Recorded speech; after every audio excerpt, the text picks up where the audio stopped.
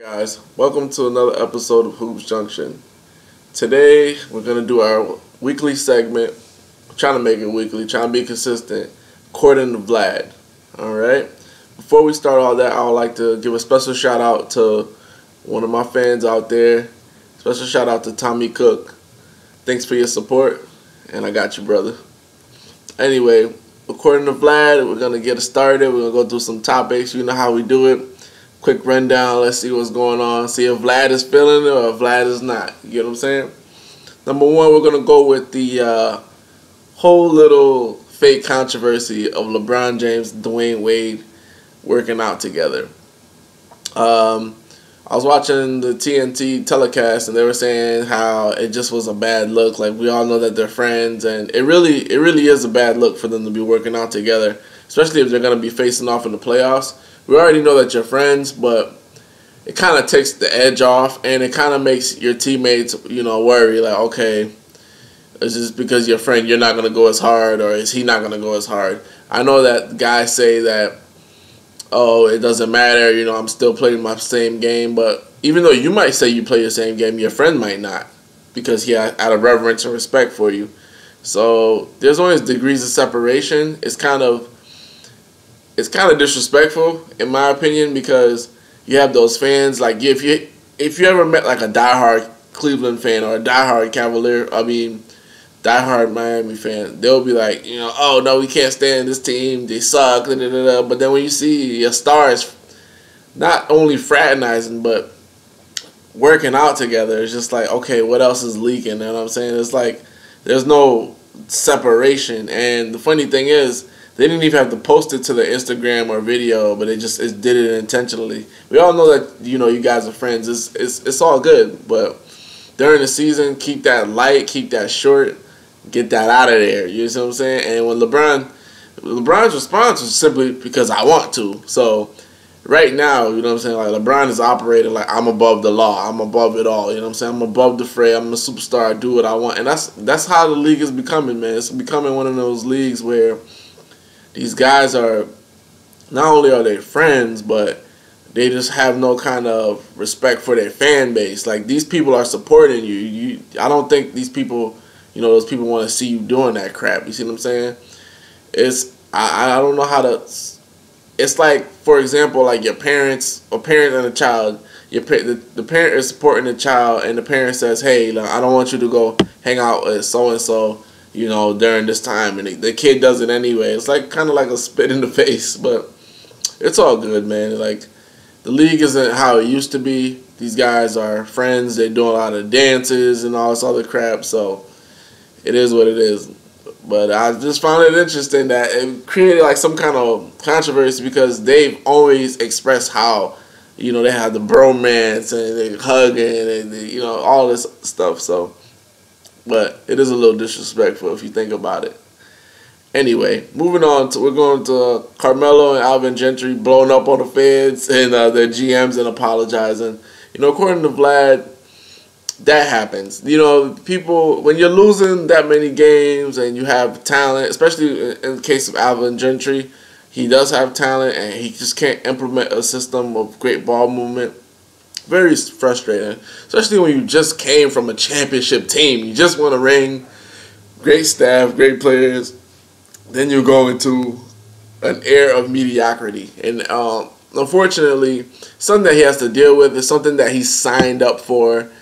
Hey, it is what it is. And for Melo, blowing up our fans, telling them to ask Jim Dolan for their money back, it was right of him to apologize. According to Vlad, that was the right thing for him to do, apologize, because honestly, the fans should be asking you for his money back because you're not delivering on the wins. Jim Dolan doesn't play basketball. He just pays you guys to play. So, hey, it is what it is. I respect everything that these guys bring and do to the table, coaching and playing standpoint. But, can't be blowing up on these people, man. You gotta take that frustration out on the floor or on the X's and O's.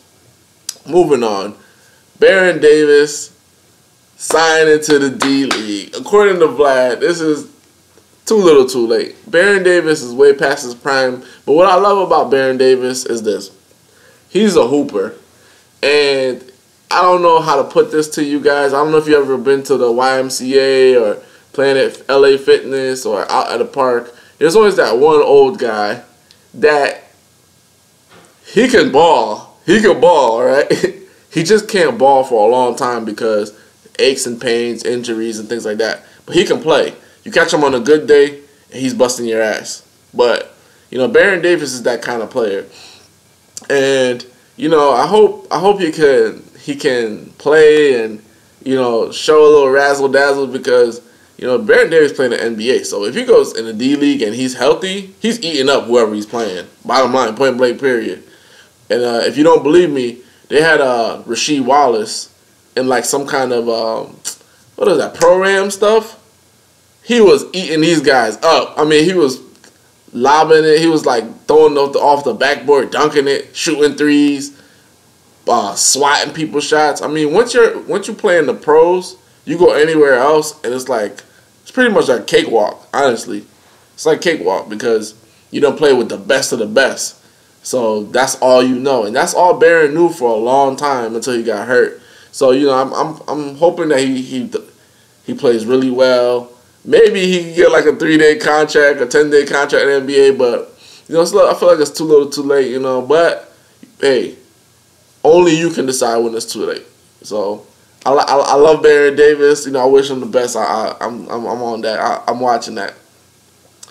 Moving on. According to Vlad, Pacers signing a deal with Ty Lawson's bad idea. Ty Lawson has proved himself to be unreliable, unprofessional, and he's just damaged goods. I don't know what happened to him. I don't know if it's the liquor. I don't know what kind of family problems he's having, but his career is just going down the drain, man. He's gonna excommunicate himself out of the NBA, and it's gonna be a bad look for him.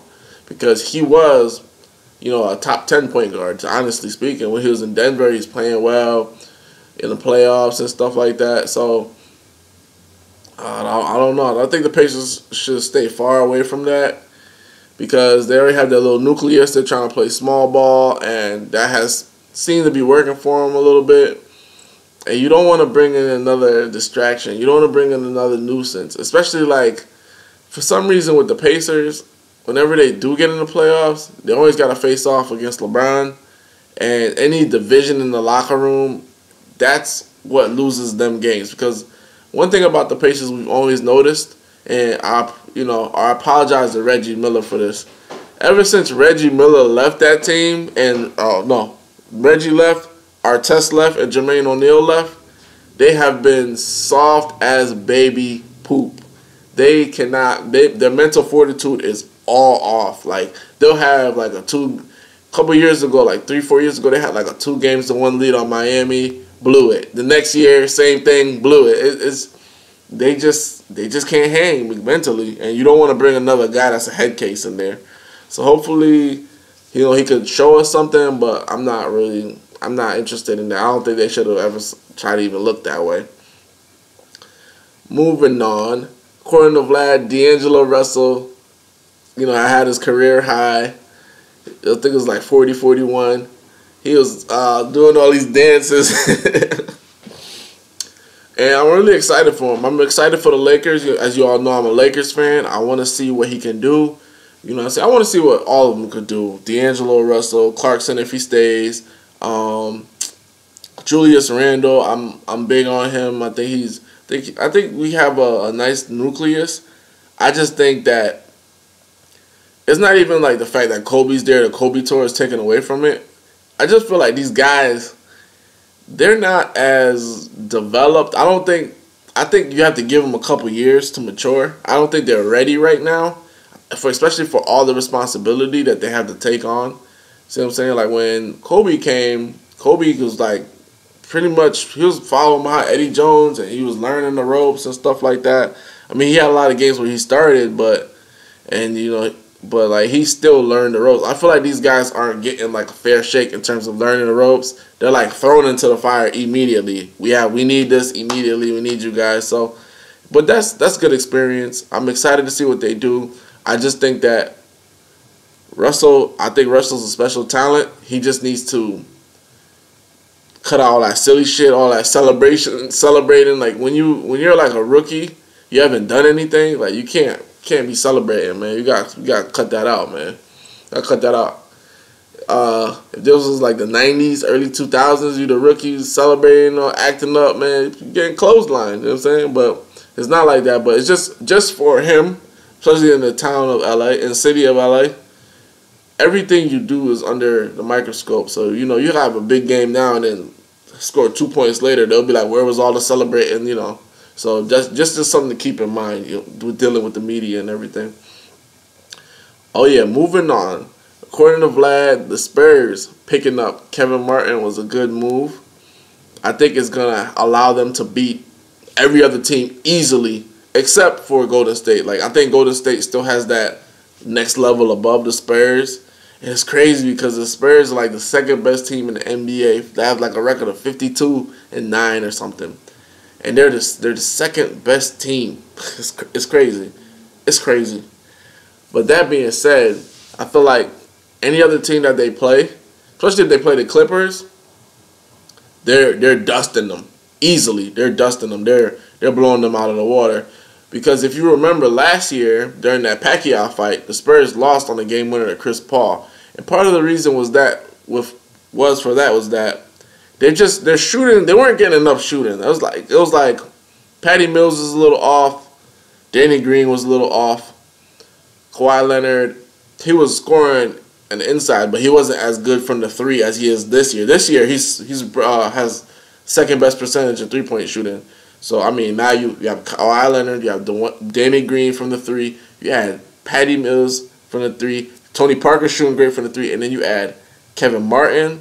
That means that LaMarcus Aldridge, Tim Duncan have space to operate. You double down, guess what? I'm draining the three in the corner, Kevin Martin. Tony Parker could drain the three. Kawhi Leonard banging threes. So, and Danny Green, of course, you know he tied the record in the NBA Finals the year that they lost, unfortunately. So, that being said, I think it's gonna be huge for them. I think that bringing in Kevin Martin spreads the floor. I don't think he's that great of a defender, but the thing about the Spurs is this: they always pick people up off the street, like Charles Barkley says. They get guys, random guys, like players you wouldn't think too much of, and they just turn them into something different. Like they work on their skill set, work on their ball. They just turn them into an amazing player. All the players that went through, like Tiago Splitter was like nothing, the bum. He went to 2 straight finals. He delivered on one, you know, kind of messed up on another. Kawhi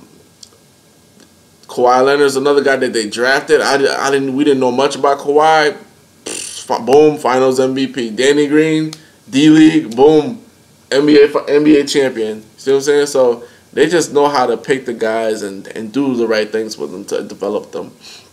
And finally, according to Vlad, the Golden State Warriors, they're on track to go ahead and, you know, break that Bulls record. And according to Vlad, I don't believe they can do it. I believe they can do it. I just don't think. I believe they can do it. I just don't think that they will. That being said, if they do, they have to be mentioned amongst some of the greatest teams of all time. Because when you think about the 95-96 Bulls and everything that they did, you know, they're like top. If they're not the number 1 team of all time, they're like top 2. Because like a lot of people think about the 85 Celtics. You know, they had a good backcourt. Had Larry Bird, had Kevin, oh my God, Robert Parrish, Dennis Johnson. I mean, their team was stacked. And in the bench, you got Bill Walton. I mean, but that being said, if the Golden State Warriors, if they win 73 games, they are hands down one of the best, if not the best teams, the best team of all time. Because you got to think about it. To hold that degree of excellence throughout the whole season is amazing. It is a daunting task. It is a tiresome task. It is a task where you have to play your best basketball every night because everybody's giving you their best shot. And for them to be playing this far and only have lost 5 games, listen. I hope they do it. You know what I'm saying? I believe they can do it. I just don't think that they will. But hey, especially with that shot that Curry hit the other day, anything's possible for that team. Draymond Green hit a crazy shot when Curry sat down one game. I mean, so that being said, anything's possible for that team. I'm looking forward, to witness history because look, man, this stuff doesn't come around all the time, man. Team winning 70-something games doesn't come along. We only saw it once before, so we'll see how it goes, man. But that's the episode for According to Vlad, man. Let me know what you want to see next on According to Vlad. If you want me to talk about like off the court stuff, like these guys getting beat up or whatever the case is. I'm interested to see what you guys want me to talk about. Or other teams. You want to talk about? We talk about the Celtics. They're doing really well right now. You want to talk about the Blazers? How Damian Lillard's putting together one of his career season, and he's definitely MVP candidate. We all know Steph's gonna get it, but hey, the Lillard's playing really well. So let me know what you want to hear, man. This is Vlad from Hoops Junction, where Hoops meets Hoopla. Peace.